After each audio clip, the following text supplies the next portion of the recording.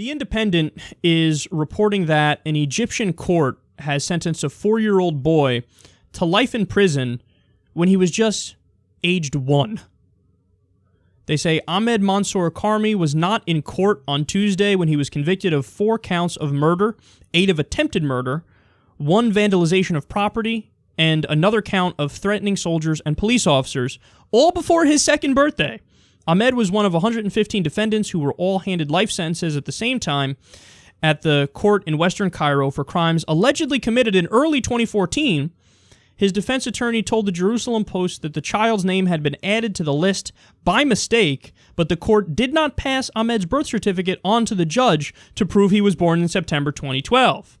He said the child's birth certificate was presented after state security forces added his name to the list of accused, but then the case was transferred to the military court, and the child was sentenced in absentia in an ensuing court hearing.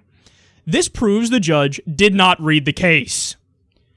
So they go on here to explain that people were like, okay, now how do we remedy this? Because it's obviously a mistake. The kid was 1 year old at the time. That makes no sense. And they're like, yeah, there's no way to remedy it. Wait, what? You just sentenced a 4-year-old who was 1 at the time to life in prison for a murder he didn't commit.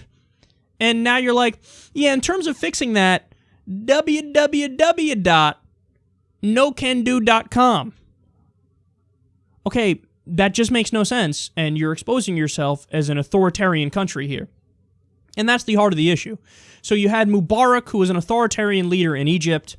Then you had the revolution, and you had an election. Some say it was legit, some say it wasn't. I genuinely don't know. But in that election, you had Mohammed Morsi, the Muslim Brotherhood candidate, win. Morsi took power. Morsi tried to pass a constitution that was fairly Islamist in nature.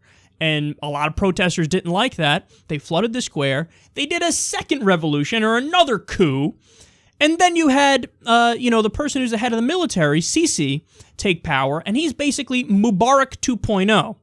And so the Muslim Brotherhood is banned again, and dissent is basically banned again. And now you have cases like this where people who were protesting in the streets, sorry, gonna lock you up. Oh, whoops, you were 1 year old at the time and we charge you with a crime? Whatevs, dude, we're still gonna lock you up.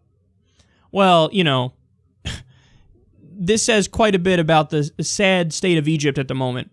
Your choices appear to be either Mubarak 2.0, Sisi, who's in power now and doesn't look like he's going anywhere or going to have elections or anything, or you have the Muslim Brotherhood guy, Morsi, who tried to, turn Egypt into a significantly more Islamist country, and that would have been horrible for other minorities, in Egypt. So, caught between a rock and a hard place, and in the meantime, they're locking up 1-year-olds for murder.